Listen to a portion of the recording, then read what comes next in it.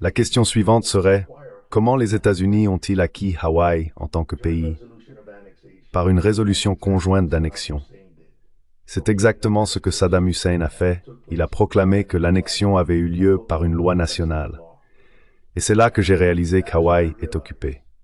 Donc, j'ai dû réfléchir à la manière de traiter la situation purement en tant qu'officier de l'armée. Eh bien, d'abord, j'ai dû prendre ma retraite. J'ai découvert que j'étais dans la mauvaise armée.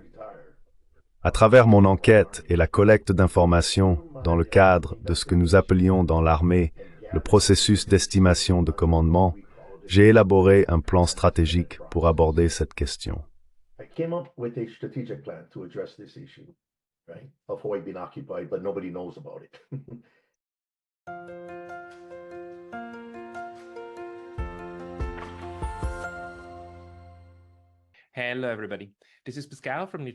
Bonjour à tous, je suis Pascal de Neutrality Studies et aujourd'hui je parle à quelqu'un dont j'admire le travail depuis longtemps. J'ai avec moi le Dr Keanu Say, politologue et maître de conférence à l'Université de Hawaï, Windward Community College. Le Dr Say a obtenu son doctorat et sa maîtrise en sciences politiques avec une spécialisation en relations internationales et en droit à l'Université d'Hawaï. Il a été un ardent défenseur de l'indépendance hawaïenne, ou plus précisément, de la reconnaissance de l'existence continue du Royaume d'Hawaï et de l'occupation par les États-Unis d'Amérique qui dure maintenant depuis presque 130 ans. C'est ce que nous voulons discuter aujourd'hui. Alors, Dr. Say, bienvenue. Aloha, merci de m'avoir invité. Allons-y. Eh bien, merci beaucoup d'avoir pris le temps. Je connais votre travail depuis un certain temps, mais je n'ai jamais eu l'occasion de vous parler ou de parler à quelqu'un de votre groupe. Pouvons-nous peut-être commencer par ce qu'est ce groupe? Qui sont les personnes qui travaillent avec vous pour essentiellement changer le récit sur ce qu'est actuellement Hawaï?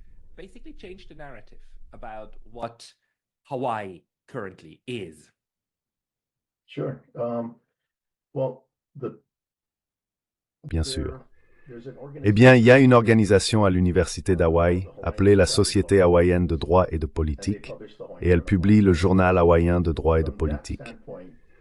Donc, de ce point de vue, mes collègues encouragent en fait des études multidisciplinaires sur l'histoire d'Hawaï, une histoire précise, une théorie appropriée, une méthodologie, et surtout une terminologie qui aborde le royaume hawaïen en tant qu'État, un sujet de droit international, mais aussi les fonctions internes du pays, le royaume hawaïen, la réforme du gouvernement, la réforme foncière, la neutralité, la prise de décision, ce genre de choses. Maintenant, je fais également partie du Conseil de Régence, qui est un gouvernement représentant le royaume hawaïen.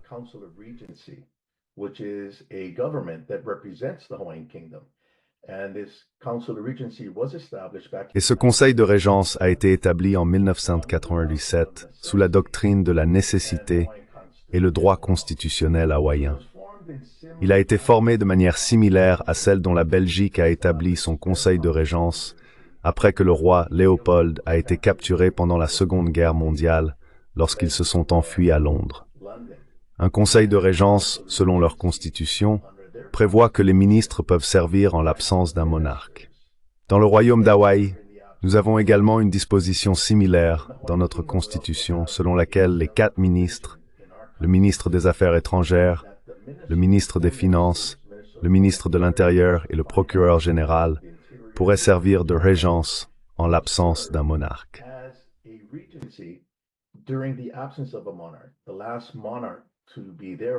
La dernière monarque à être là était la reine Liliuokalani, qui a été illégalement renversée par l'armée américaine. Donc je porte un peu 2 casquettes, n'est-ce pas? D'une part, je suis un érudit, et d'autre part, je suis aussi un fonctionnaire du gouvernement, où je sers en tant que président du Conseil de Régence et également ministre de l'Intérieur par intérim, parce qu'il y a quelques années, le ministre des Affaires étrangères est décédé. Ainsi, le Conseil de Régence a représenté le Royaume d'Hawaï à la Cour permanente d'arbitrage aux Pays-Bas. Et c'est là que vous pourriez dire que nous avons remis le pied dans ce domaine des affaires internationales depuis 1893.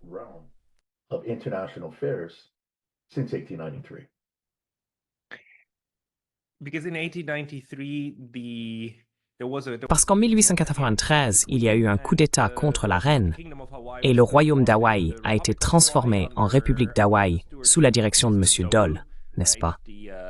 Le Dole de l'ananas, en fait, ce Dole-là. Et puis, seulement 6 ou 7 ans plus tard, il a été complètement incorporé aux États-Unis, n'est-ce pas? Par un certain accord. Mais votre affirmation est en fait que, puisque c'était un coup d'État illégal, et que ce coup d'État a été parrainé et essentiellement soutenu par les États-Unis d'Amérique, tout ce qui suit est en réalité illégal et nul. Par conséquent, le royaume d'Hawaï n'a jamais cessé d'exister. Est-ce le cas?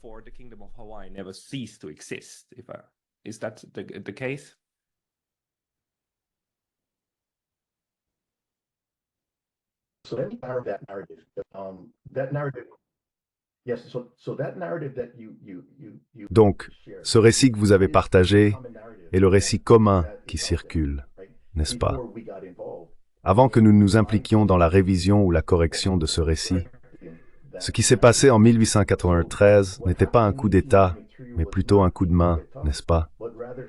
Il s'agissait donc d'une invasion étrangère qui a renversé le gouvernement du royaume d'Hawaï. Ce n'était pas une révolte interne d'insurgés qui ont réussi une révolution, n'est-ce pas? Permettez-moi donc de raconter l'histoire d'Hawaï pour expliquer cette période très importante de 1893, car elle est très cruciale. Le royaume d'Hawaï, le drapeau hawaïen aujourd'hui, n'est-ce pas? Si les gens le voient, l'État d'Hawaï, le drapeau a en fait un Union Jack dans le coin supérieur gauche dans le canton, n'est-ce pas?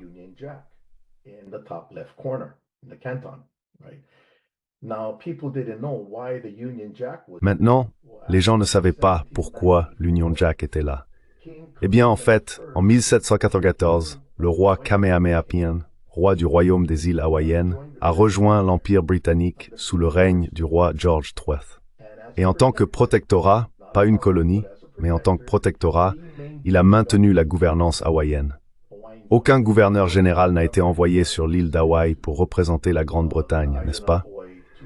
Donc, c'est une forme de ce qui était compris à l'époque comme un protectorat britannique. Le 28 novembre 1843, la Grande-Bretagne et la France ont conjointement reconnu le royaume hawaïen comme un État indépendant.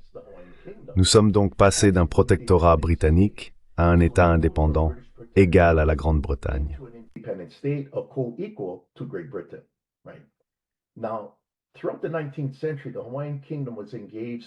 Au cours du 19e siècle, le royaume d'Hawaï s'est engagé dans des réformes foncières et gouvernementales, car il est devenu une monarchie constitutionnelle en 1840. C'était un pays très progressiste, très progressiste. Soins de santé universels, éducation obligatoire. Les autochtones pouvaient obtenir des terres, n'est-ce pas? Il n'y avait pas de problème, d'accord? Maintenant, ce qui finit par se passer, cependant, c'est qu'une partie de l'économie d'Hawaï était l'industrie du sucre, n'est-ce pas? Le sucre de plantation. Donc l'industrie du sucre de plantation n'était pas une économie imposée. Elle était en fait réglementée par la législature hawaïenne, où des travailleurs étaient amenés du Japon et du Portugal, et ils travaillaient sur ces plantations. D'accord.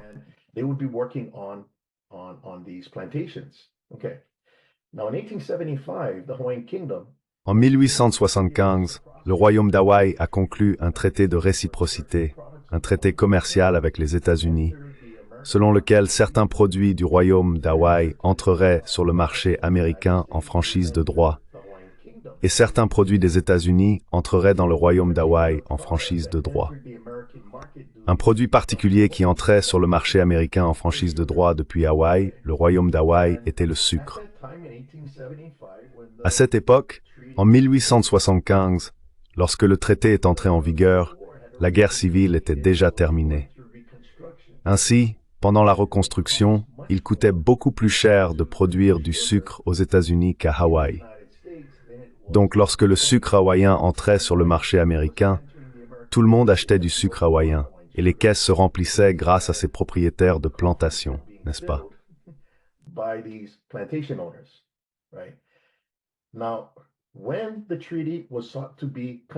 Maintenant, lorsque le traité devait être prolongé, les États-Unis voulaient y inclure une disposition particulière pour ajouter 7 années supplémentaires au traité à son expiration. Et cela serait pour l'accès exclusif des États-Unis à Pearl Harbor. Accès exclusif. Eh bien, il y a eu un coup d'État en 1887. Pas un coup d'État réussi, mais un coup d'État qui a essentiellement pris le pouvoir du monarque, le roi Kalakaua, à cette époque. Parce que Kalakaua, en tant que monarque exécutif et la législature, ne voulait pas de cette disposition d'accès exclusif à Pearl Harbor par les États-Unis. Ils ont pris le contrôle de Kalakaua et ont modifié son autorité en changeant ou en imposant ce qui pourrait être appelé une constitution, mais ce n'était pas une constitution. C'était un document révolutionnaire. Et cela a permis au cabinet de passer outre le roi Kalakaua.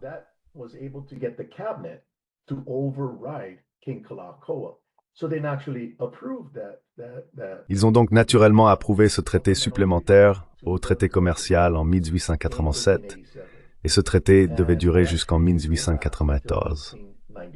Maintenant, ce qui finit par se passer, c'est que les insurgés perdent le contrôle. Ce n'est pas une révolution réussie. Il y a encore des luttes internes entre le gouvernement légitime et ces insurgés prétendant être un gouvernement. La situation est devenue si grave que ces insurgés ont fait appel à l'ambassadeur américain assigné au royaume d'Hawaï, John Stevens, pour que les marines américains débarquent pour les protéger, car ils allaient maintenant se déclarer gouvernement temporaire ou gouvernement provisoire. Mais ils ne peuvent pas le faire sans la protection de l'armée américaine. Ainsi, le 16 janvier 1893, les marines américains ont envahi Honolulu et ont installé un camp juste en face du palais et du bâtiment gouvernemental.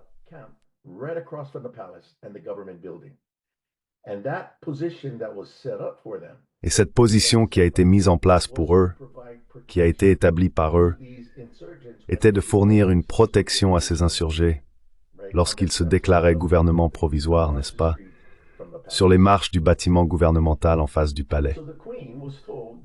Ainsi, la reine a été informée que si elle permettait aux chefs de la police et aux forces armées du royaume d'Hawaï d'appréhender ces insurgés pour trahison, ils se heurteraient aux marines américains et il pourrait y avoir un bain de sang, n'est-ce pas? Ainsi, la reine s'est rendue conditionnellement aux États-Unis, pas aux insurgés, et a appelé le président des États-Unis à enquêter sur les actions menées par le diplomate américain et le commandant naval, l'amiral Skerrett, qui a débarqué les troupes américaines, 160 au total, des marines.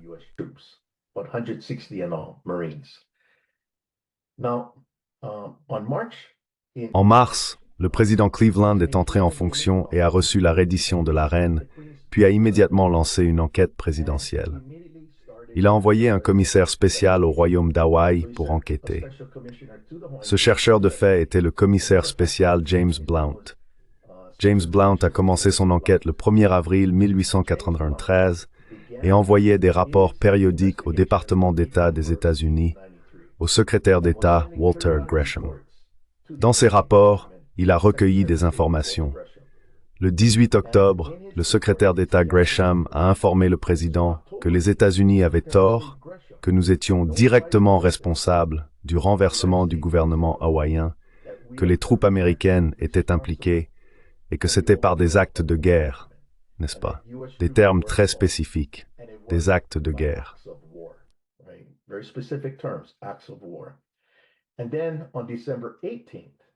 Et puis le 18 décembre, le président Cleveland, avant de donner son message au Congrès sur ses découvertes et conclusions, avait déjà commencé à négocier par l'intermédiaire de son nouvel ambassadeur assigné au royaume d'Hawaï, pour négocier avec la reine Liliuokalani pour la restauration, n'est-ce pas? Parce que tout ce qui a changé en 1893, c'était la reine, son cabinet et le chef de la police. Tous les autres sont restés en poste et ont prêté allégeance au nouveau régime qui était protégé par les Marines américains. Donc l'appareil gouvernemental est resté le même, sauf pour le chef, n'est-ce pas? Et cela en vertu non pas d'un coup d'État, mais d'une invasion étrangère. Ensuite, le président Cleveland, le 18 décembre, a livré son message au Congrès et il a déclaré que l'invasion d'Honolulu par les Marines américains était un acte de guerre.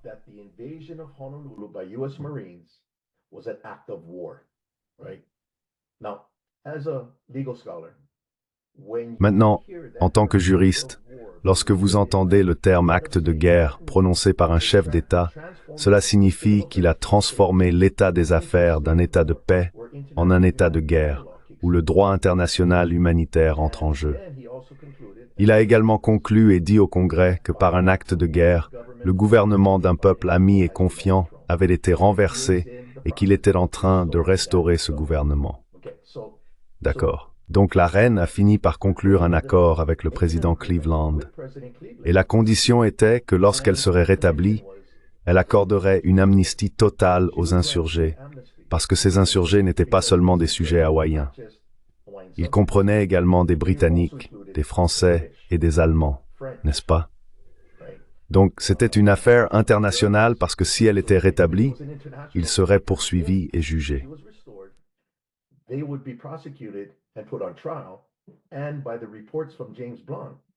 Et selon les rapports de James Blount, il serait reconnu coupable et exécuté. C'est pourquoi le président Cleveland en a fait une condition. Après qu'elle soit rétablie par le président, la reine a dit « j'accorderai l'amnistie ».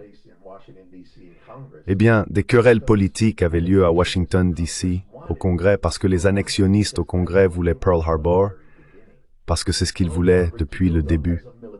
Pearl Harbor pour en faire une base militaire. Et l'accord qui a été conclu par traité en 1887 n'était pas pour une installation militaire, mais pour une station de réparation ou de charbonnage.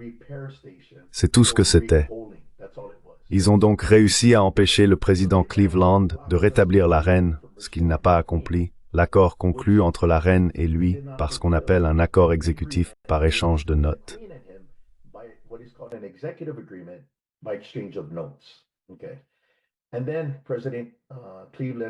Et puis le président Cleveland est finalement remplacé par le président William McKinley.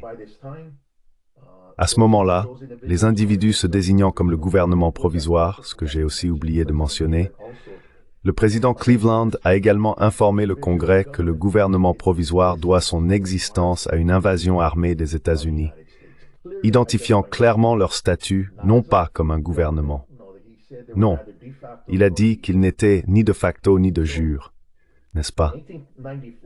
Donc en 1894, ces insurgés ont changé leur nom en République d'Hawaï et ils tiennent toujours Hawaï, essayant de le contrôler en engageant des mercenaires venant de San Francisco. Ce sont des Américains, juste pour tenir le fort jusqu'à l'arrivée d'un nouveau président. Et puis le président McKinley est entré en fonction.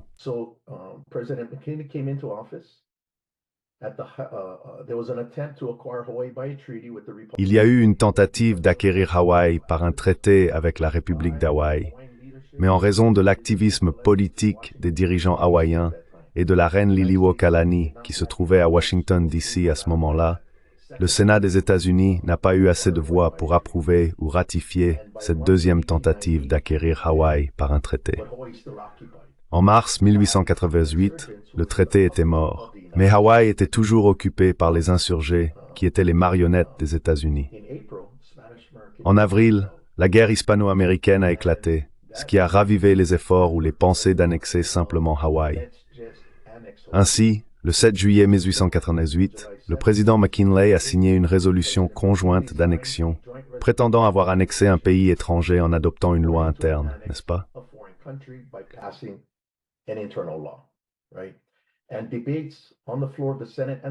Et les débats au Sénat et à la Chambre faisaient clairement valoir que vous ne pouvez pas annexer un pays étranger en adoptant une loi interne. Cela doit être fait par un traité. Et ensuite, la réponse était « peu importe. Nous sommes en guerre. Nous nous en occuperons plus tard. » Ainsi, le président McKinley a utilisé cette résolution conjointe pour déclarer essentiellement que Hawaï est maintenant annexé. Maintenant, ce qui est important, c'est que l'annexion n'est pas un processus. L'annexion est un résultat, n'est-ce pas? La cession est un processus en vertu d'un traité où le résultat serait un territoire qui a été annexé après avoir été cédé. Nous y sommes. Juste à la toute fin, ils adoptent une loi disant que Hawaï est annexé, mais il n'y avait pas de processus.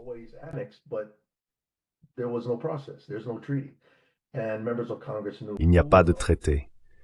Et les membres du Congrès savaient très bien que c'est illégal, non seulement en vertu du droit international, mais aussi du droit américain, car les lois américaines n'ont aucune force ni effet au-delà des frontières des États-Unis.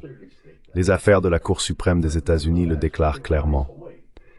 Mais néanmoins, ce qu'ils voulaient, c'était Hawaï à cause de Pearl Harbor. C'était un point déterminant. Cela a donc incité le Congrès des États-Unis à changer le nom du gouvernement du royaume d'Hawaï, qui avait été détourné par ces insurgés, en ce qui devait être appelé le territoire d'Hawaï en 1900. Puis, en 1959, le Congrès des États-Unis a changé le nom du territoire d'Hawaï en État d'Hawaï.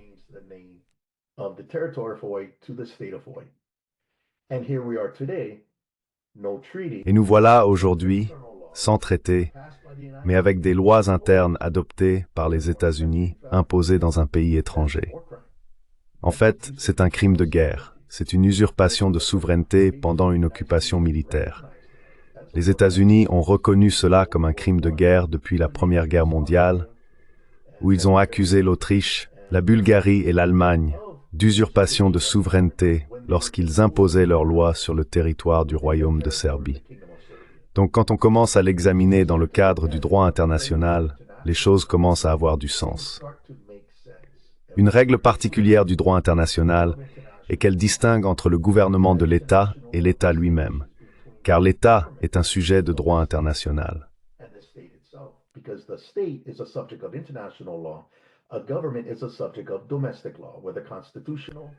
Un gouvernement est un sujet de droit interne, qu'il soit constitutionnel ou autre, n'est-ce pas?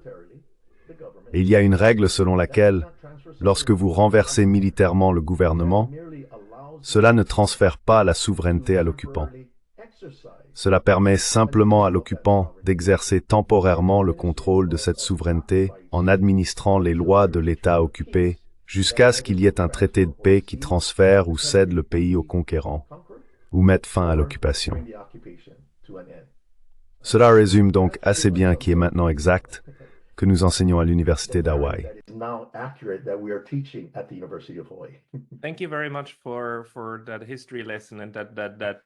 Merci beaucoup pour cette leçon d'histoire et cette correction par rapport à ma compréhension de la situation. Je me souviens de l'article que vous avez publié ou mis sur Internet il y a quelques années. L'une des remarques que vous avez faites concernait la similitude entre le cas hawaïen et la Crimée, ou la manière dont la Russie gère la Crimée, si je me souviens bien. Ce que nous voyons actuellement est exactement cela. Cette discussion mondiale sur l'annexion, l'occupation, et quelles lois s'appliquent, où en Europe. Les Européens et les Américains disent qu'il est scandaleux et inacceptable que la Russie annexe la Crimée et tente d'annexer plusieurs oblasts en Ukraine. En même temps, nous voyons les mêmes gouvernements tout à fait satisfaits qu'Israël occupe tous ces territoires de la Palestine.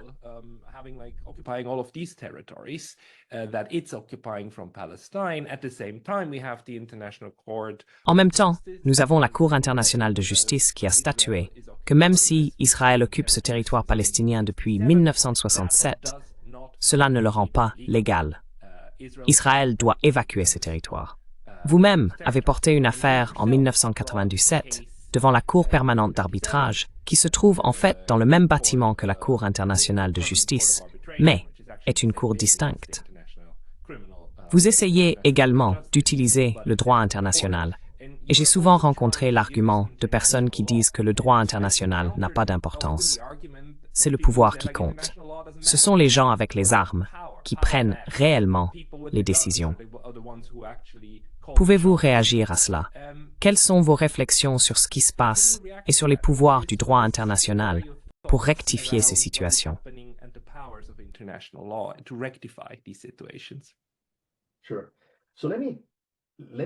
Bien sûr. Permettez-moi de revenir en arrière pour mettre cela en contexte, afin que vous et votre public puissiez comprendre comment aborder notre situation particulière.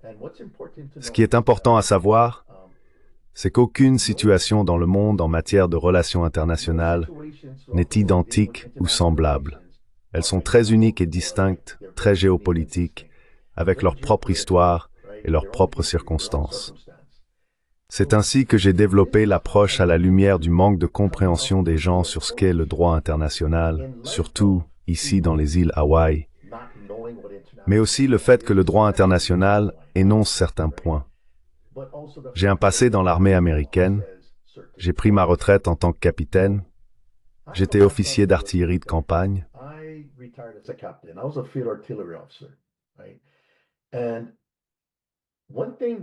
Et une chose qui a été mon moment AA était en 1990. J'étais à Fort Sill, Oklahoma, en train de suivre le cours avancé des officiers en tant que capitaine lorsque la première guerre du Golfe a éclaté. D'accord? Donc nous recevions des renseignements en direct sur la garde républicaine de Saddam Hussein, envahissant le Koweït, renversant le gouvernement et poussant ce gouvernement en exil à Riyad. Nous recevions donc des renseignements en direct. Et selon les manuels de terrain de l'armée, nous savions que le FM 2710 dit spécifiquement que l'occupation ne transfère pas la souveraineté à l'occupant, mais l'exercice temporaire de cette souveraineté à travers un gouvernement militaire pour administrer les lois de l'État occupé jusqu'à ce qu'il y ait un traité de paix. Donc ce sont les règlements de l'armée qui font partie du droit international humanitaire ou ce que nous aurions appelé, à l'époque où j'étais dans l'armée, le droit des conflits armés, n'est-ce pas?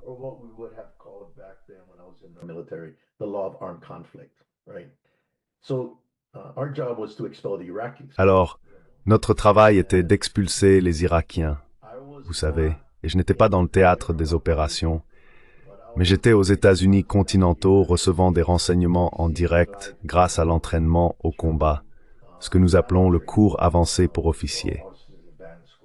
Donc, nous recevions des renseignements en direct. Certains d'entre nous étaient déployés pour l'artillerie de campagne. Mais quand je suis rentré chez moi en 1992, 2 ans plus tard, ma grand-mère me dit que je dois connaître ma généalogie, n'est-ce pas? Et la généalogie est très importante dans la culture hawaïenne. Alors j'ai commencé à rechercher ma généalogie et je l'ai trouvée. Et cela m'a naturellement conduit dans de nombreux domaines. Mais plus important encore, en 1893, parce que je pouvais, vous savez, me demander, d'accord, que s'est-il passé en 1893 quand mon arrière-grand-père avait 13 ans? Où était-il? Où vivait-il? C'était mon approche juste pour comprendre qui étaient mes arrière-grands-parents, n'est-ce pas?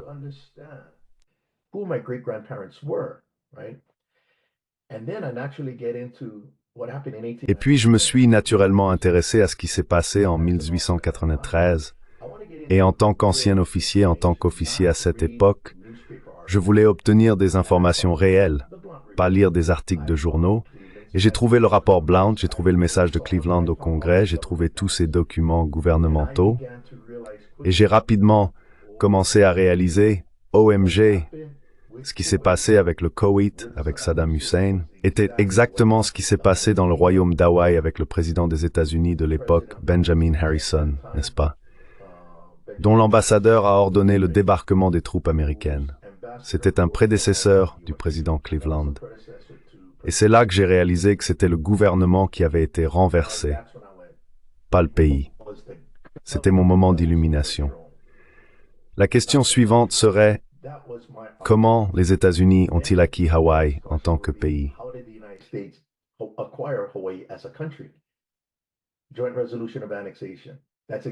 Résolution conjointe d'annexion.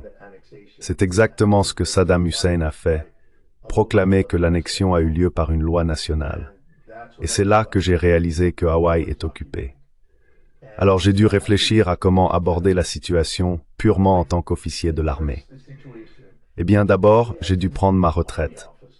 J'ai découvert que j'étais dans la mauvaise armée et j'avais déjà servi 10 ans.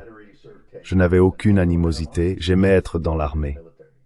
Donc je me considère comme ayant été un mercenaire.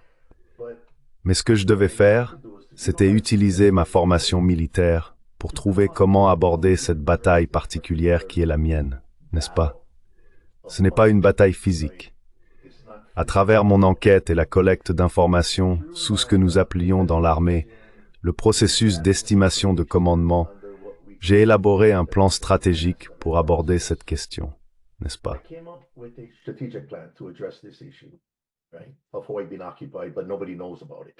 Hawaï est occupé, mais personne ne le sait. Cela s'est déroulé en 3 phases. La première phase est la vérification du royaume d'Hawaï en tant qu'État indépendant. C'est là que nous avons besoin qu'un organisme international reconnaisse ou vérifie que le royaume d'Hawaï continue effectivement d'exister depuis le 19e siècle. Ce n'est donc pas une question de devenir un nouvel État comme la Palestine essaye de le devenir, universellement reconnu. Nous allons partir du principe qu'au 19e siècle, Hawaï était déjà universellement reconnu comme un État indépendant. Quel organisme ferait cela? Nous n'en avions aucune idée à l'époque. Une fois que nous aurons un organisme pour vérifier que le royaume d'Hawaï continue d'exister, nous passerons à la phase 2, l'exposition de la souveraineté hawaïenne.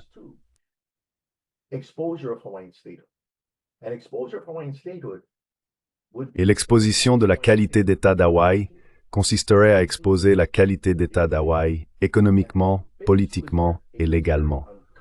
La phase 2 est là où cela devient très inconfortable parce que ce que vous pensiez savoir sera brisé par la réalité de l'État hawaïen et de son existence.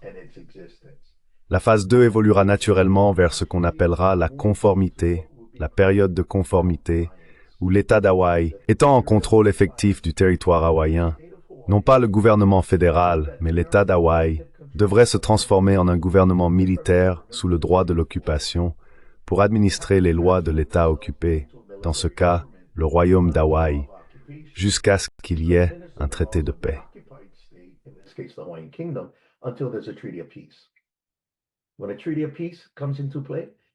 Lorsqu'un traité de paix entre en jeu et entre en vigueur, la troisième phase est la restauration à son statut d'origine avant l'invasion. Ce sont donc les 3 phases de cette stratégie. Et ce que nous allons faire, c'est appliquer ou exploiter la souveraineté de l'État hawaïen par le biais de la guerre juridique. Pas la guerre juridique. Le général de l'armée de l'air américaine, Dunlap, a déclaré que la guerre juridique est l'utilisation de la loi pour atteindre des objectifs militaires. D'accord, nous allons utiliser la loi pour atteindre des objectifs militaires. La première phase a été accomplie en 1999 lorsque la Cour permanente d'arbitrage a accepté un différend pour résolution intitulé Lance Larson contre le royaume d'Hawaï.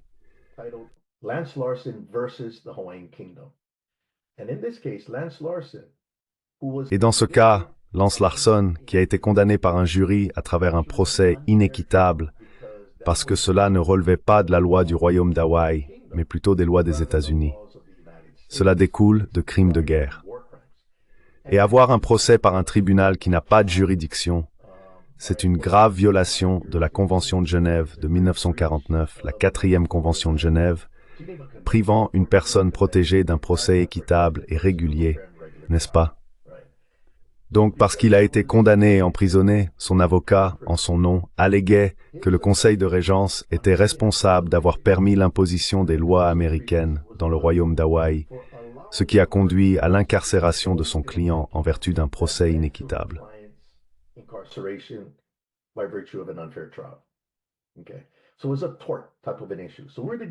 C'était donc un type de problème de responsabilité civile. Nous sommes les défendeurs dans cette affaire. Nous ne sommes pas la partie requérante. Maintenant, en vertu de l'article 47 de la Convention de la Cour permanente d'arbitrage, règlement pacifique des différends internationaux, le traité qui a formé la Cour, l'article 47 permet aux États non contractants d'avoir accès à la Cour permanente d'arbitrage pour le règlement des différends.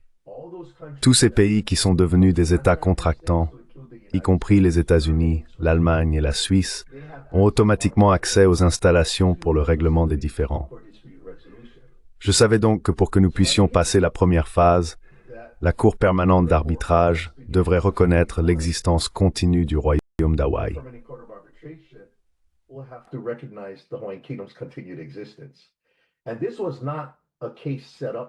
Et ce n'était pas un cas monté entre nous. Non, c'était un véritable cas de responsabilité, n'est-ce pas? Donc, lorsque le cas a été initié le 8 novembre, un avis d'arbitrage a été déposé par l'avocate de Larson, Madame Ninia Parks.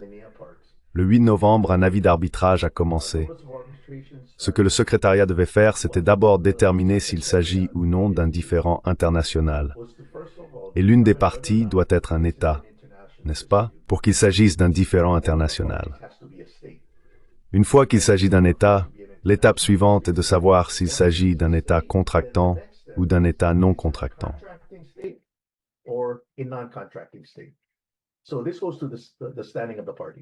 Cela concerne donc la qualité des parties, n'est-ce pas, avant que la question de la compétence matérielle ne soit soumise à un tribunal qui sera formé.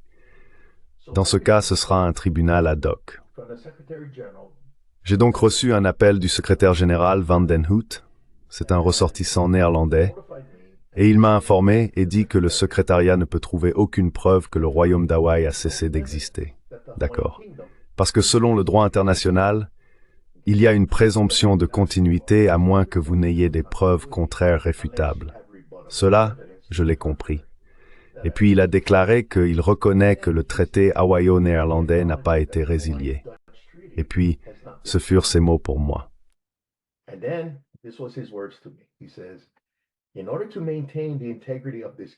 Il a dit que, afin de maintenir l'intégrité de cette affaire, parce qu'il marchait sur des œufs à la haie, il a fortement recommandé que le gouvernement hawaïen, avec le consentement de l'avocat de Lance Larson, fournisse une invitation formelle aux États-Unis pour participer à l'arbitrage parce qu'ils allaient former le tribunal ad hoc. C'était l'étape juridictionnelle institutionnelle, n'est-ce pas? Donc, c'était en février 2000. En avril, Madame Parks, l'avocate de Lance Larson et moi, avons voyagé à Washington, D.C., et nous avons eu une réunion téléphonique avec John Crook, du département d'État américain, qui était assigné à notre affaire.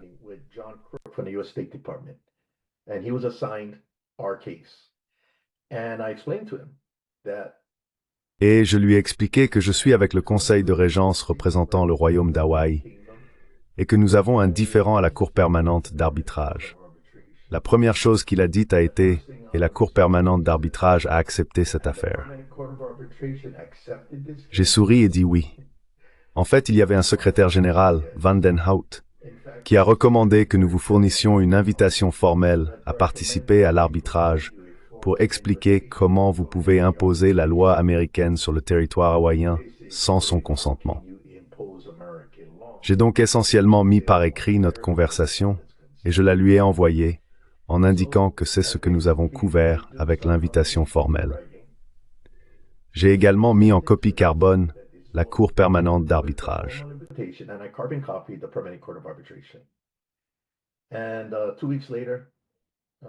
Et 2 semaines plus tard, 3 semaines plus tard, je reçois un appel de la secrétaire générale adjointe. Elle me dit que son nom est Phyllis Hamilton. Elle dit que l'ambassade des États-Unis a répondu à l'invitation et qu'ils ont respectueusement décliné de participer à l'arbitrage. Mais ils ont demandé la permission du gouvernement hawaïen et de l'avocat de Lance Larson pour avoir accès à tous les dossiers et plaidoiries de l'affaire. Et nous avons dit absolument. Nous avons donc conclu un accord avec eux pour l'accès. Le tribunal a ensuite été formé le 7 juin 2000. Les plaidoiries ont été soumises et une audience orale a eu lieu à la Cour permanente d'arbitrage les 7, 8 et 11 décembre, jeudi, vendredi et lundi. C'est là que nous avons décidé d'initier la phase 2 de l'exposition de la souveraineté hawaïenne.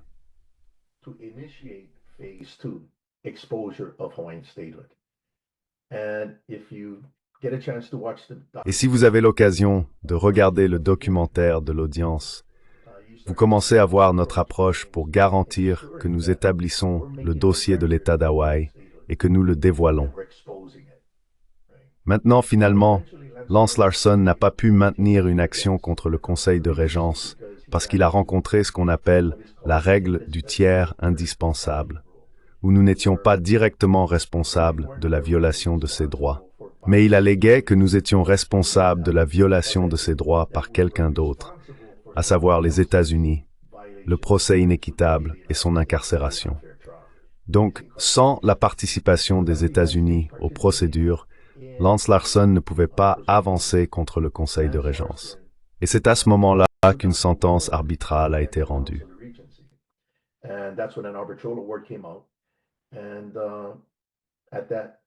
À ce moment-là, avant que la sentence arbitrale ne soit rendue le dernier jour de l'audience, le 11 décembre 2000, nous avons reçu un appel du Dr Bill Zagara, l'ambassadeur rwandais affecté en Belgique.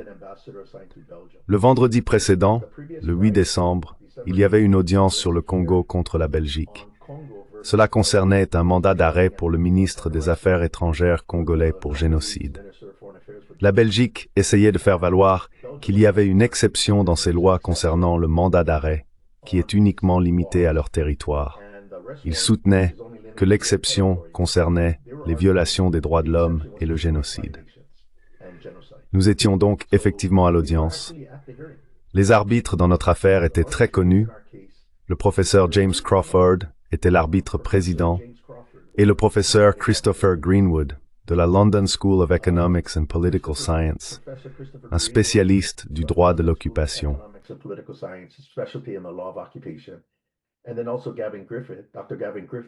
Et puis aussi Gavin Griffith, Dr Gavin Griffith, ancien solliciteur général d'Australie. Donc vendredi, ils ont demandé que nous fassions une pause pour que nous puissions traverser le couloir et écouter le verdict, le jugement de la CIJ. Et c'est là que l'ambassadeur rwandais était présent parce qu'il était un survivant Tutsi. Il a découvert la présence d'Hawaï au Palais de la Paix. Il est allé au registre de la Cour permanente d'arbitrage, a enquêté et a pu accéder à tous les dossiers. Parce que nous avons rendu possible, non seulement pour les États-Unis d'avoir accès à tous les dossiers et plaidoiries, mais aussi pour n'importe quel pays. Lorsqu'il nous a appelés lundi soir, après la dernière audience, il a dit qu'il avait des informations importantes à nous transmettre si nous pouvions le rencontrer à Bruxelles, en Belgique.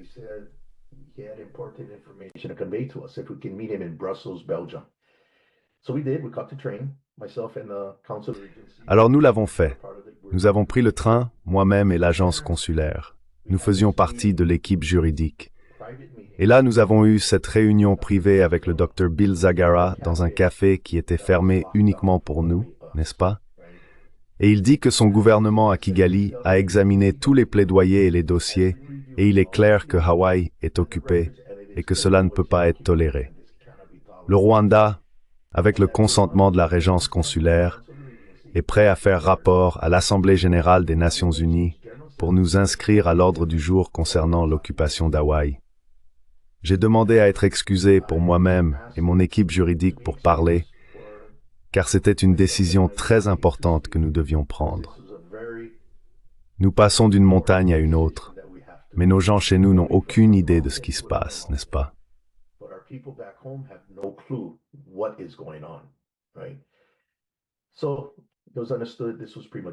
Il était donc entendu que c'était prématuré. Je me suis donc rassis devant l'ambassadeur et lui ai exprimé notre sincère gratitude. Mais nous ne pouvons pas accepter cette offre pour le moment, car notre peuple chez nous a été soumis à la dénationalisation. Leur conscience nationale a été effacée depuis que les États-Unis ont pris le contrôle par l'américanisation, et on nous a amenés à croire un récit qui n'est pas vrai. Nous devons rentrer chez nous et aborder cela. Il nous a donc remerciés. Nous avons terminé notre réunion et sommes retournés à La Haye.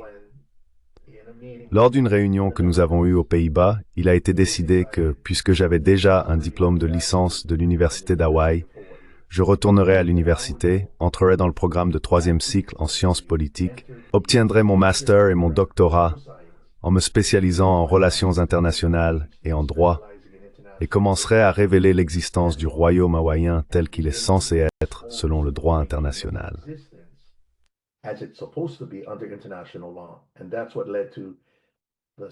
Et c'est ce qui a conduit à la création de la Hawaiian Society of Law and Politics, puis du Hawaiian Journal of Law and Politics, de multiples mémoires de maîtrise, de doctorats, de grands articles, et c'est juste une pléthore d'informations qui est devenue internationale.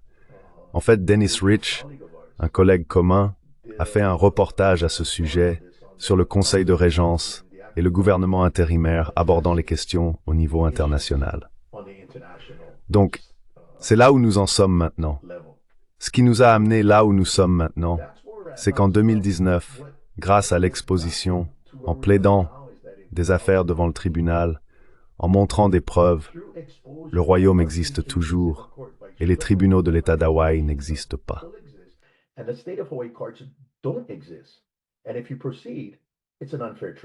Et si vous continuez, c'est un procès inéquitable, ce qui est un crime de guerre.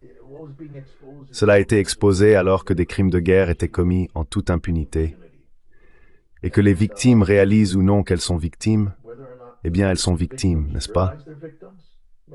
Et la raison pour laquelle elles ne réalisent pas qu'elles sont victimes est à cause du crime de guerre de dénationalisation qui les a amenées à croire quelque chose qui n'est pas vrai. Cela a donc progressivement conduit à la formation de la Commission royale d'enquête, et c'était en 2019. Ce que nous devions faire, c'était renforcer la crédibilité de la Commission royale d'enquête. Le vice-président de la Commission est le professeur Federico Lenzerini de l'Université de Sienne.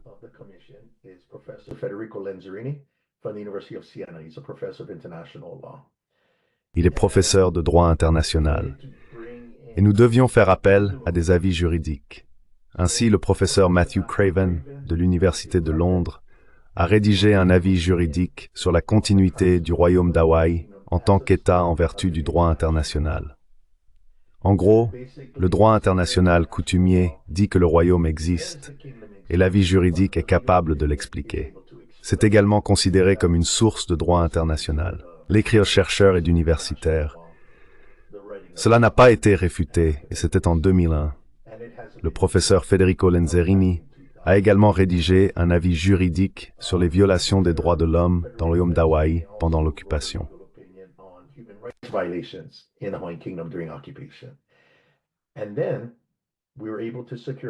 Ensuite, nous avons pu obtenir un avis juridique d'un expert très renommé en droit pénal international, crimes de guerre, crimes contre l'humanité, génocide et violation des droits de l'homme. Le professeur William Chabas de l'Université de Middlesex, Londres, qui a rédigé un avis juridique sur les crimes de guerre commis dans le royaume d'Hawaï depuis 1893. Il a identifié certains crimes de guerre en vertu du droit international coutumier, qui incluent l'usurpation de souveraineté pendant l'occupation militaire et la dénationalisation. Il identifie également les éléments des crimes qui doivent être remplis pour une poursuite pénale. Nous sommes donc à ce niveau de gravité, pas seulement d'éducation et d'exposition. Maintenant, c'est la responsabilité. Et en ce moment, nous sommes en pourparlers avec la haute direction de l'État d'Hawaï pour se transformer en gouvernement militaire.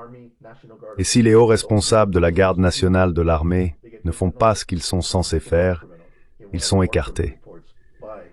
Et c'est ce que nous appelons la guerre juridique, n'est-ce pas? Tirer parti de la souveraineté de l'État.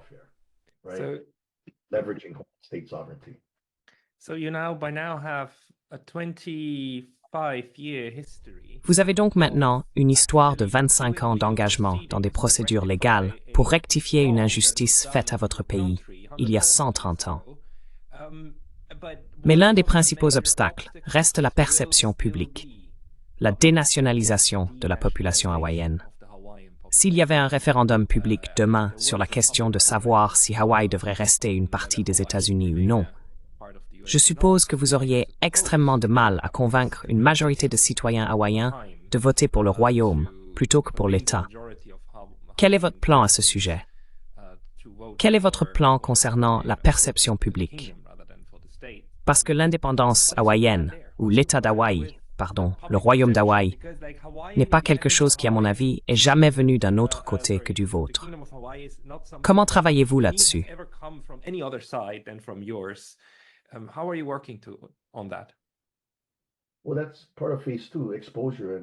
Eh bien, cela fait partie de la phase 2, l'exposition et l'éducation. C'est pourquoi nous sommes au niveau institutionnel, collégial, dans la communauté, et les diplômés de l'Université d'Hawaï qui deviennent enseignants. Ils enseignent cela en classe. Nous devions donc nous devions nous assurer que l'histoire juridique et politique d'Hawaï soit institutionnalisée et non politisée, n'est-ce pas? Elle devait être complète, elle devait être comprise, Et je peux évidemment dire que nous avons réussi, mais au point où, eh bien, que se passerait-il si un référendum était proposé aujourd'hui? Eh bien, mon point serait, qui propose ce référendum, n'est-ce pas? Donc, selon la loi du Royaume d'Hawaï, ce serait le gouvernement hawaïen. Si un référendum est fait par les États-Unis, c'est une usurpation de souveraineté.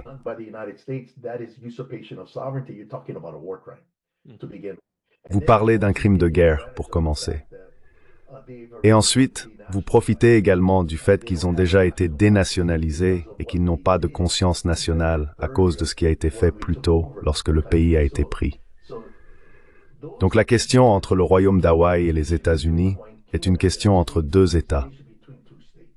Ce n'est pas une question entre les peuples des États.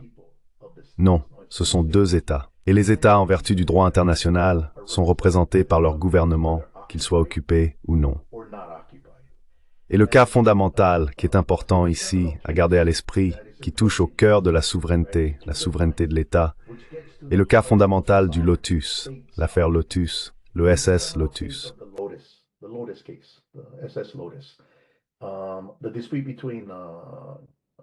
Le différend était entre, je crois, la France et la Turquie, n'est-ce pas?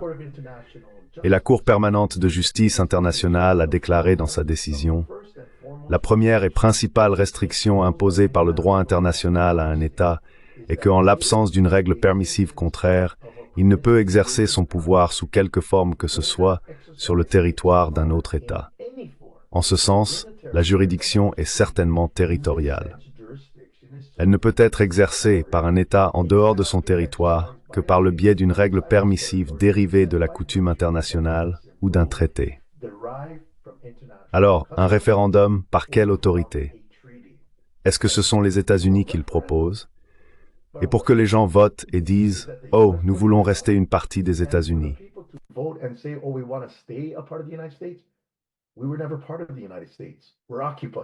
Nous n'avons jamais fait partie des États-Unis. Nous sommes occupés. Il n'y a pas de traité de cession. Donc cette approche de la guerre juridique est capable de percer ces types de politiques qui peuvent surgir. Mais d'après mon expérience, les gens du gouvernement fédéral, les gens de l'armée américaine dans l'armée avec qui j'ai communiqué, le voient. C'est clair. Et c'est important. La capacité de voir à la lumière de ce que l'écrivain britannique Dresden James a écrit un jour. Lorsqu'un réseau bien ficelé de mensonges a été transmis de génération en génération, la vérité semblera totalement absurde, et celui qui l'a dit, un fou délirant. Donc, nous sommes passés de la folie à une compréhension complète.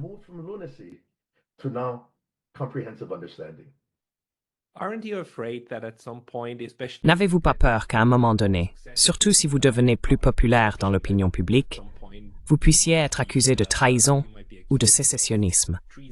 Je suis presque sûr que les États-Unis ont des lois qui l'interdisent et imposent des sanctions. N'avez-vous pas peur d'un tel résultat?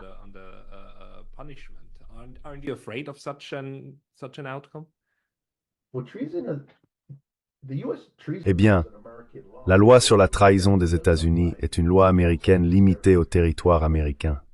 Elle ne s'applique pas en dehors de son territoire. Nous sommes dans un État occupé. S'il y a une loi sur la trahison qui s'appliquerait, ce serait la loi du Royaume d'Hawaï sur la trahison, pas la loi des États-Unis. Maintenant, avec la présence de l'armée américaine ici, ils sont soumis à la loi de l'occupation. C'est une pure réglementation de l'armée que je connais très bien parce que j'étais dans l'armée. Ce n'est pas une question de, pourrait-on dire, facteur de peur. Quand j'étais dans l'armée, c'est orienté vers la mission. Accomplir la mission ou terminer la mission. Et jusqu'à présent, les choses se passent assez bien. En fait, le gouvernement fédéral ne s'est jamais opposé à nous de quelque manière que ce soit, surtout depuis la Cour permanente d'arbitrage. Cela l'a réglé. Je veux dire, ils ont même accepté que le Royaume d'Hawaï existe en tant qu'État.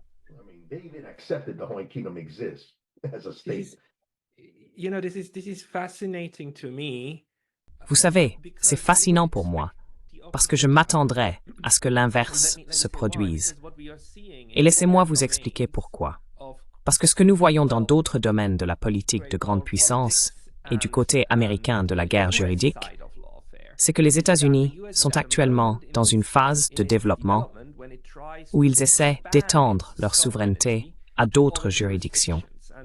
Et le cas principal pour moi est celui de Julian Assange, que les États-Unis ont maintenant établi comme étant soumis à la loi américaine, même en tant que citoyen australien qui se trouvait au Royaume-Uni lorsqu'il a publié des documents.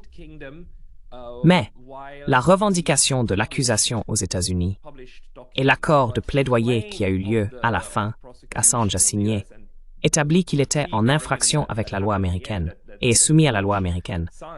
Mais ensuite, en vertu de la loi américaine, a été Marbury sous ordre de plaidoyer.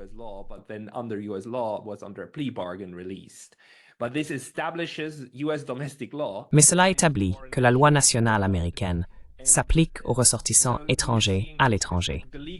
Et donc, nous voyons les États-Unis étendre en quelque sorte leurs tentacules juridiques à l'étranger. Maintenant, ce que vous me dites est essentiellement le contraire. C'est comme dire que le gouvernement fédéral américain accepte que cette approche judiciaire que vous proposez est acceptable. Il ne la conteste pas.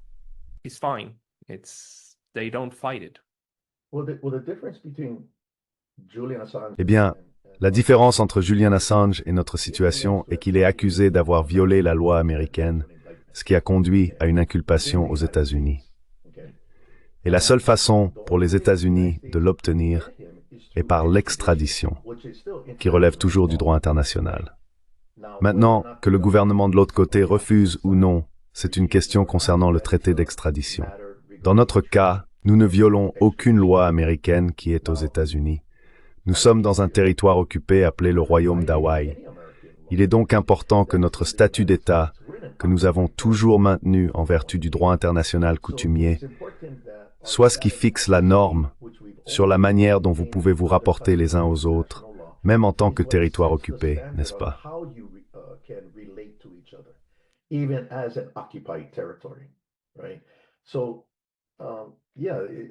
Donc oui, la souveraineté de l'État sape complètement tout ce que les États-Unis pourraient faire, car sinon ils commettraient des crimes de guerre, et c'est maintenant au grand jour.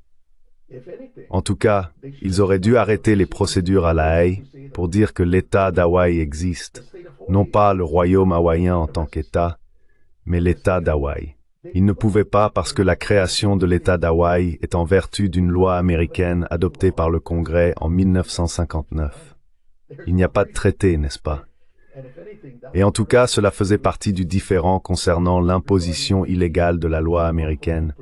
Et si le Conseil de Régence est responsable d'avoir permis l'imposition des lois américaines, c'est très affirmatif de l'existence du pays. Et c'est même sur le site de la Cour permanente d'arbitrage. Et il est dit à côté du demandeur, le demandeur et le défendeur étaient le défendeur.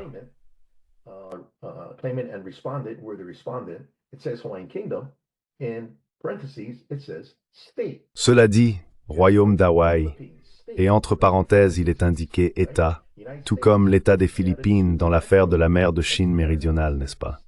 États-Unis, lorsqu'ils ont eu un différend avec l'Équateur, à côté de leur nom, il était indiqué État. Donc nous avons déjà abordé cela en 1999, établissant ce cadre que, oh, nous sommes un État. Il ne s'agit pas de remettre en question notre existence ou non. Non, nous existons.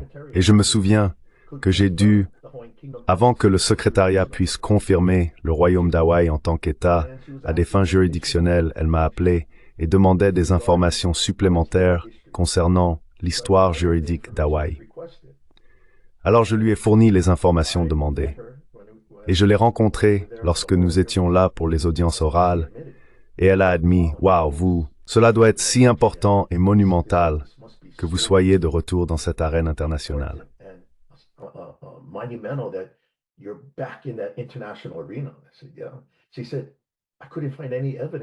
Elle a dit, « Je n'ai trouvé aucune preuve que vous cessiez d'exister. » Donc, pour la question du Royaume d'Hawaï en tant qu'État indépendant, nous utilisons le droit international parce que cela s'appelle la souveraineté de l'État, n'est-ce pas?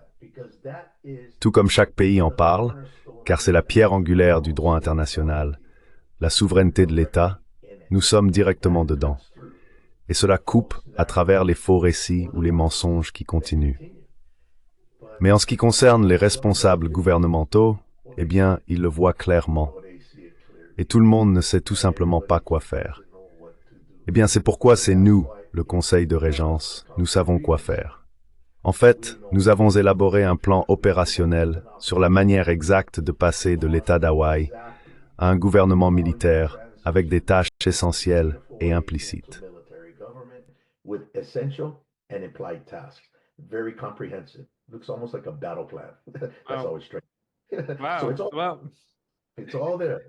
Tout est là. Tout est là. Donc, ce n'est pas « eh bien, que va-t-il se passer ?» Eh bien, nous nous dirigeons vers la conformité. Et maintenant, si certains responsables de l'État d'Hawaï, de l'armée, de la garde nationale, qui sont responsables de la transition selon les règlements de l'armée des États-Unis, sont soumis à un rapport de crime de guerre, cela se répand. Et de nombreux responsables de l'armée me parlent, disant « Wow !» J'ai dit « Hey, suivez simplement votre devoir. » Quel tribunal utiliserez-vous pour cela s'ils ne réagissent pas? Où les traîneriez-vous? Eh bien, en ce qui concerne les rapports de crimes de guerre, nous fournissons la base, l'actus reus et la mens rea nécessaire, la base probante pour cela. Cette question de crime de guerre, qui n'a pas de délai de prescription, peut être prise en charge par les membres de la Cour pénale internationale. The styrported out remet de thralls kun in doen from obtainen towards the years of Tixmin to park linkrift de guerre.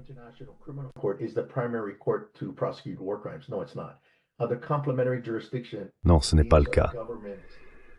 La juridiction complémentaire, ce sont les gouvernements qui ont signé le statut de Rome qui ont ce premier devoir, n'est-ce pas?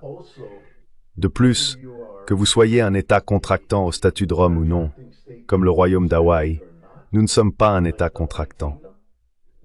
Nous avons toujours la responsabilité de protéger la population contre les crimes de guerre commis sur son territoire. C'est l'un des piliers du droit international. Donc pour nous, nous ne poussons pas vers la poursuite. Non, nous rassemblons des preuves pour être poursuivis. Il n'y a pas de prescription ici. Et lorsque le gouvernement militaire est établi, c'est leur devoir de poursuivre les criminels de guerre, tout comme le général MacArthur l'a fait lorsque le Japon a été occupé de 1945 à 1952.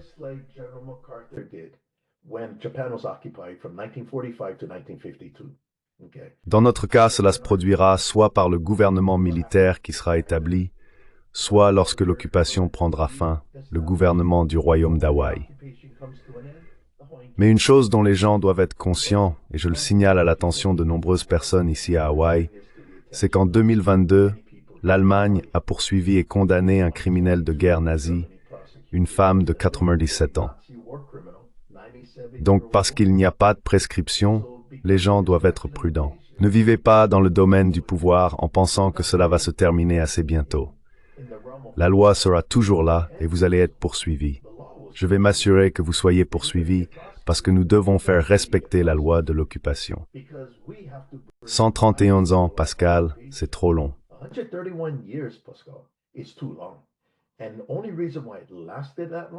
Et la seule raison pour laquelle ça a duré si longtemps, c'est à cause du crime de guerre de dénationalisation, où ils ont effacé la conscience nationale dans l'esprit des écoliers.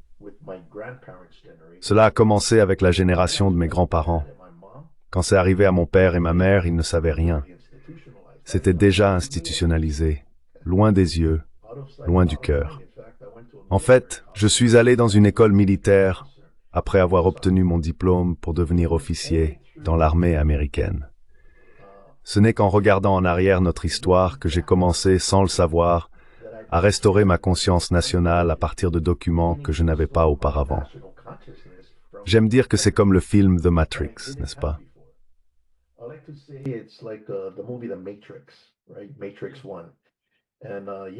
Matrix 1. Et vous ne pouvez pas voir la matrice tant que vous n'avez pas pris la pilule rouge. Vous savez, tant que vous n'avez pas pris la pilule rouge, vous vivez dans la matrice.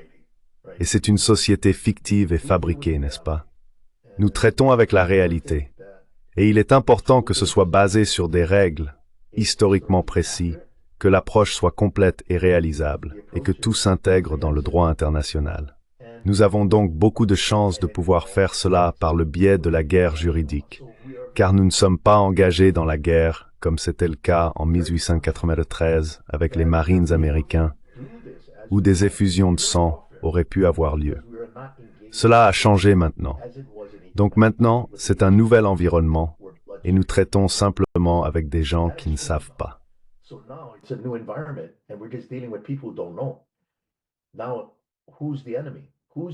Maintenant, qui est l'ennemi? Qui est l'adversaire? Qui est l'opposant, dirait-il? Pas les individus. C'est ce qu'on appelle l'ignorance. L'ignorance est l'ennemi. Et c'est par l'éducation et l'exposition à travers le droit que nous traitons l'ignorance. Et c'est là où nous en sommes actuellement. Beaucoup de nos gens ici, eh bien, ils le voient. Ils voient le changement. Je dois admettre, en revenant à l'université après être revenu de La Haye en décembre 2000, à l'époque, c'était très axé sur le faux récit, selon lequel les Hawaïens autochtones sont similaires aux Amérindiens en tant que tribu indienne américaine. L'utilisation de la colonisation et de l'indigénéité prévalait. Aujourd'hui, à l'université, Hawaï est occupé. Crime de guerre. C'est un cours d'instruction. Ce sont de plus grands articles, des articles évalués par des pairs, des mémoires de maîtrise, des thèses de doctorat.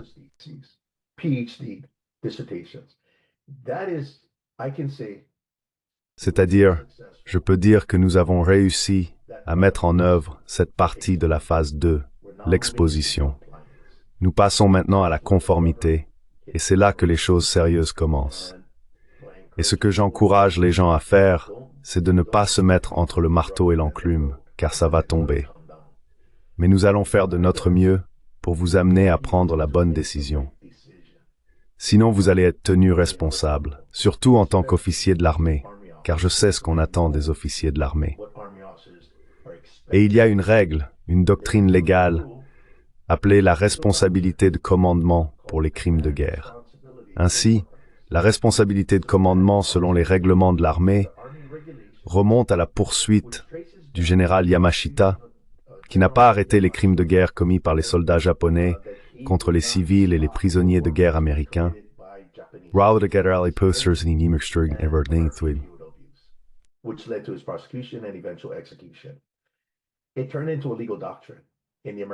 Cela s'est transformé en une doctrine légale dans l'armée américaine.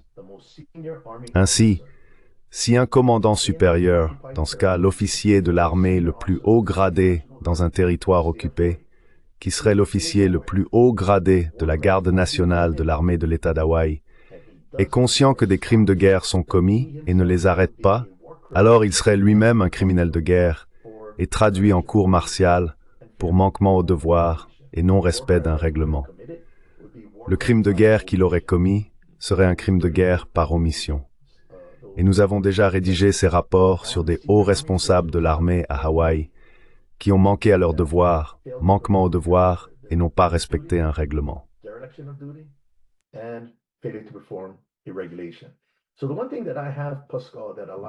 Donc, la chose que j'ai, Pascal, que beaucoup d'autres n'ont peut-être pas dans le monde académique du droit international, c'est l'expérience militaire. Je comprends comment le droit international fonctionne dans un conflit armé.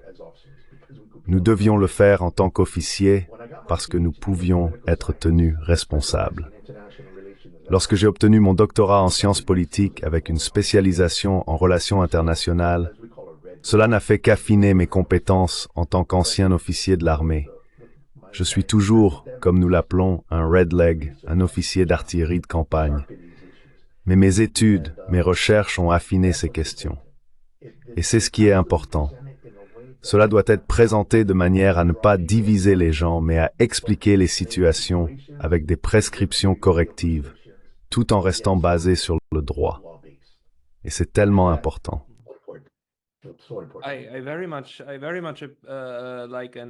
J'admire beaucoup cette approche, car c'est une approche opérationnelle pour résoudre les problèmes. Et elle aborde ce problème horrible, que nous soyons à la merci des États ou des gouvernements qui revendiquent le pouvoir sur nous. En un sens, toute l'approche du droit des droits de l'homme est de s'assurer que les individus sont au moins minimalement protégés. Nous voyons comment cela échoue à maintes reprises, mais nous voyons aussi comment nous ne renonçons pas et comment nous continuons d'essayer. C'est une approche qui vise à changer les réalités sans effusion de sang, mais de la manière dont elles sont censées être.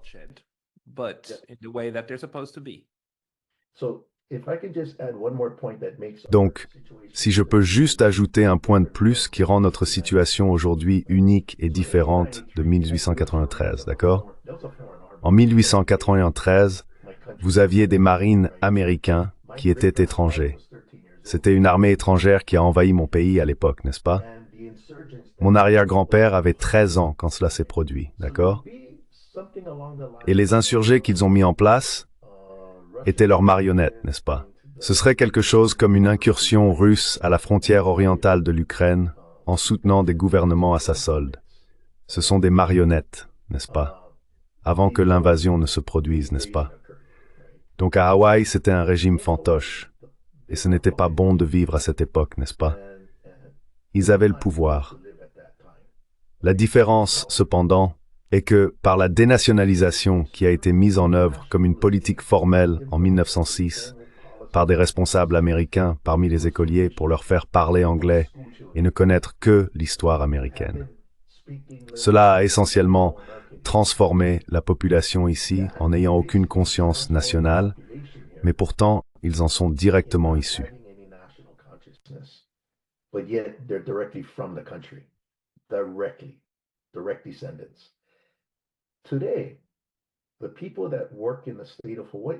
Les personnes qui travaillent dans l'État d'Hawaï ne sont pas les insurgés et l'armée étrangère. C'est nous-mêmes. Ce sont mes amis, ma famille. Ce sont des gens du département de police qui réalisent, mon Dieu, je suis un sujet hawaïen. Vous savez, donc leur conscience nationale est en train d'être restaurée, mais nous ne faisons pas face à la puissance physique à laquelle nos ancêtres ont dû faire face en 1893 avec les Marines américains. C'est donc une période très différente, et à cause de cela, c'est une situation très unique, très sui generis, très wow, c'est un cas différent d'occupation. Et les moyens de résoudre le problème, tout d'un coup, nos gens ici se disent « Attendez une minute, vous voulez dire que nous n'avons pas à payer d'impôts fédéraux, ce qui augmente notre coût de la vie? Non, attendez une minute.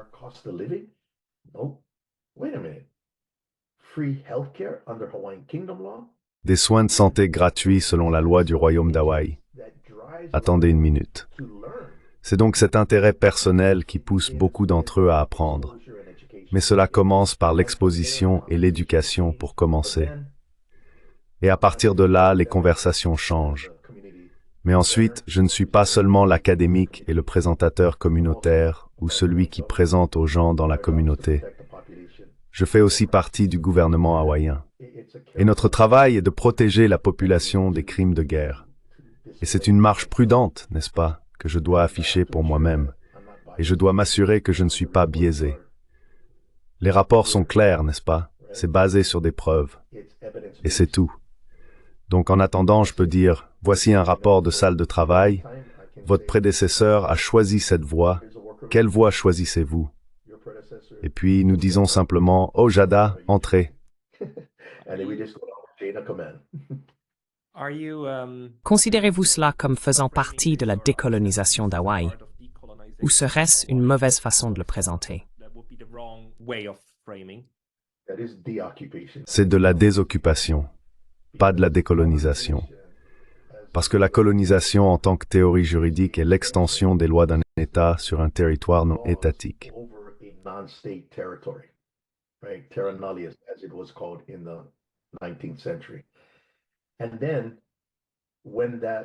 Et puis, lorsque ce territoire non étatique devient une colonie de l'État par l'occupation effective de sa population, après avoir planté le drapeau, parce que c'est basé sur une doctrine de découverte, il pourrait alors passer à la décolonisation, ce que les États-Unis ont fait avec la révolution de 1766. Ils ont été décolonisés parce qu'ils n'ont jamais été un État souverain. Ils étaient une colonie britannique. Et ils ont réussi. Et ce serait la même chose en ce qui concerne l'ère de la décolonisation des années 1960. Mais il s'agissait d'entités qui n'étaient jamais des États au départ. Et cela est directement lié à l'article 73E de la Charte des Nations Unies, la liste des territoires non autonomes. Le royaume d'Hawaï n'a jamais été non autonome. C'était un État indépendant.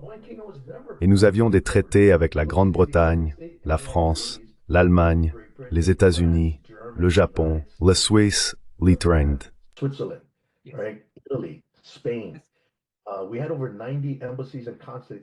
Nous avions plus de 90 ambassades et consulats dans le monde entier en 1893. Donc Hawaï était un État établi. Comment peut-on dire que vous devez être décolonisé? Pour être décolonisé, il faut avoir été colonisé. Et pour être colonisé, vous n'étiez pas un État, n'est-ce pas? Donc, ce dont nous parlons ici, c'est de désoccupation, pas de décolonisation. La décolonisation est enracinée dans de nombreuses questions de droits de l'homme. Ici, nous parlons du droit des conflits armés, du droit international humanitaire et du droit pénal international. C'est beaucoup plus clair, mais cela s'applique à nous parce que nous avons toujours été un État. Le fait que personne ne le savait, y compris nous-mêmes, ne change pas le fait que le royaume d'Hawaï existe en tant qu'État selon le droit international coutumier.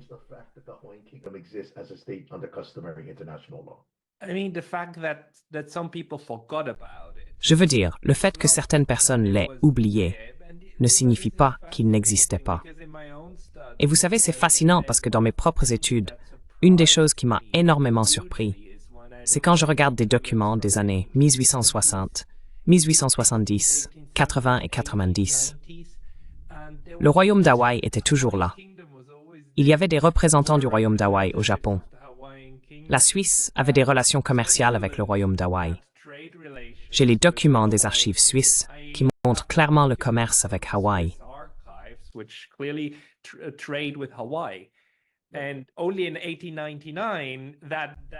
Et ce n'est qu'en 1899 que cette colonne cesse d'exister, avec un petit astérisque indiquant que l'année précédente, le royaume d'Hawaï a été incorporé aux États-Unis. Et à partir de là, le commerce avec les îles sera englobé dans le commerce avec les États-Unis.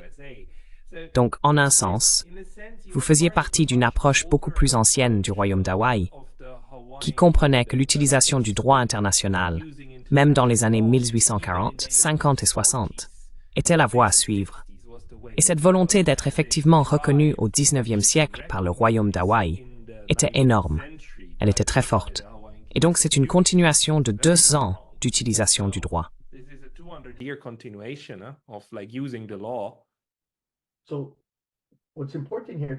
Ce qui est également important ici, c'est que lorsque des pays comme la Suisse disent que les choses ont changé après 1898, n'est-ce pas? Mais avant cela, le royaume d'Hawaï était indépendant. Il fonctionnait comme un État indépendant avec des relations commerciales. Ils opéraient sur le faux récit que les États-Unis racontaient à d'autres pays, à savoir qu'Hawaï avait été annexé par un traité parce que la résolution conjointe avait le même effet. C'est tout ce qu'ils disaient. Le problème est que c'est toujours une résolution conjointe d'annexion. Les États-Unis ne pouvaient pas plus annexer le royaume d'Hawaï en adoptant une loi.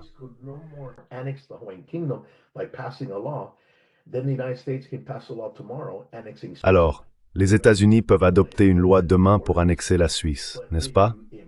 Non, cela s'arrête à leurs frontières. Mais si vous imposez cette loi en Suisse sous occupation, c'est un crime de guerre. C'est une usurpation de souveraineté. Donc, le récit que les États-Unis ont créé pour dissimuler l'occupation était que Hawaï a été annexé par un traité. En fait, c'est dans nos livres d'histoire. Non, c'est pas un traité. C'est une résolution conjointe, un accord entre la Chambre et le Sénat des États-Unis, puis signé par le président McKinley.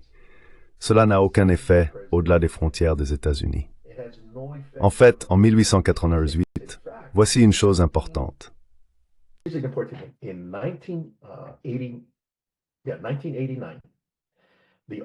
En 1989, le bureau du conseiller juridique du département de la justice a rédigé un avis juridique sur la manière dont les États-Unis peuvent bénéficier de la Convention des Nations Unies sur le droit de la mer, même s'ils ne sont pas partie contractante, n'est-ce pas? Alors, quelle entité du gouvernement américain peut avoir l'effet de créer du droit international? Ils ont examiné le Congrès et ont dit que, eh bien, le Congrès est limité au territoire américain. La Cour suprême est limitée au territoire américain. Mais le président, en tant que chef de l'exécutif des États-Unis, est le seul représentant dans les relations étrangères. Donc il pourrait le faire par proclamation en étendant la mer territoriale de 3 000 à 12 000, comme c'est le cas dans la Convention des Nations Unies sur le droit de la mer, n'est-ce pas?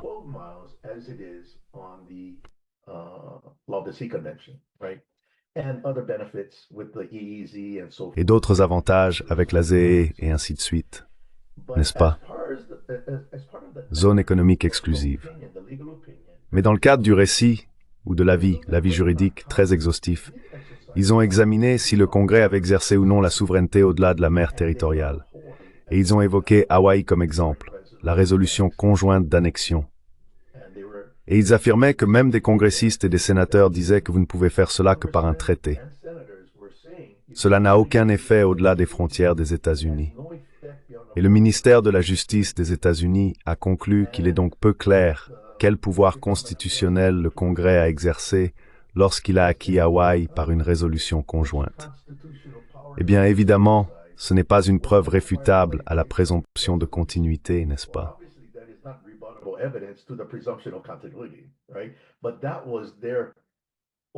Mais c'était leur oh. Et tout depuis 1890 sont des lois américaines adoptées par le Congrès. Donc, s'il n'était pas clair comment le Congrès pouvait annexer Hawaï par une résolution conjointe, alors il serait tout aussi peu clair comment le Congrès peut créer l'État d'Hawaï par une loi, n'est-ce pas? Il serait tout aussi peu clair comment les États-Unis pourraient créer le territoire d'Hawaï. Tout cela est illégal, n'est-ce pas? Et ça commence à se défaire. Maintenant, notre situation ici avec le Conseil de Régence est de s'assurer que cet endroit ne se défait pas et que nous ne perdons pas le contrôle politiquement, économiquement, n'est-ce pas?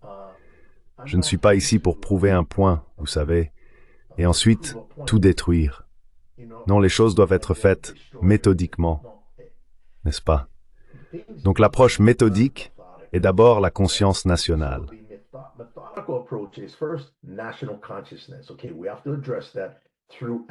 D'accord, nous devons aborder cela par le biais des universitaires, n'est-ce pas? Nous devons l'institutionnaliser, pas le politiser. Promouvoir la recherche multidisciplinaire, élargir, enseigner. Ensuite, nous passons naturellement au retour de la Haye en 2019. Après l'exposition, même dans les tribunaux de l'État d'Hawaï, en fournissant des informations qu'ils ne peuvent pas nier, nous passons maintenant à la responsabilité. Nous sommes à ce stade où je peux maintenant vous tenir responsable, parce que je peux maintenant confirmer que la malversation est rare. Jusqu'à présent, je ne pouvais pas, parce que je ne savais pas si vous saviez. En raison de l'exposition et de votre position d'autorité pour prendre des décisions, je peux maintenant vous tenir responsable, parce que maintenant vous savez. Here's the flip side to exposure. Criminal culpability, just do the right thing, or you be the subject of a war criminal report. Donc, ce n'est pas utiliser une menace. Donc, c'est utiliser en tant que un gouvernement occupé.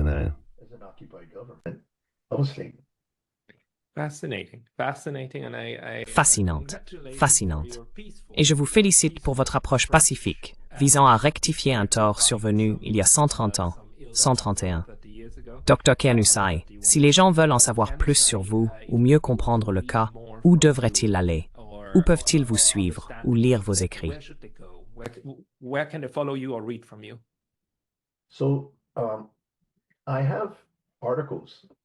J'ai des articles sur mon site web de l'UH que j'ai publiés, donc tout est là. Vous pouvez simplement chercher Dr. Kearney sur Google, car l'URL est www.hawaii.edu/anu. Il est peut-être préférable de simplement chercher sur Google et vous verrez cela. Maintenant, il y a deux autres sites web importants.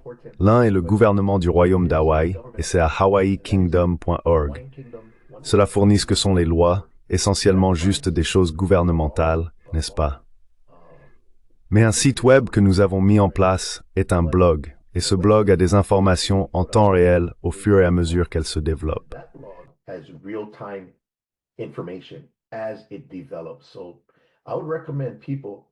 Je recommanderais donc aux gens de se rendre sur hawaiikingdom.org/blog et de s'abonner, parce que vous allez recevoir une invitation. Quelque chose va vous inciter à vous abonner.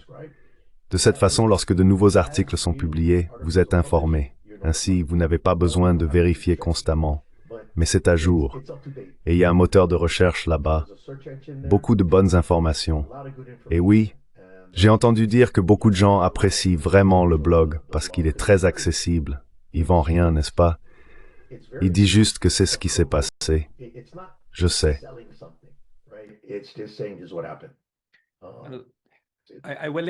Je mettrai tous ces liens dans la description.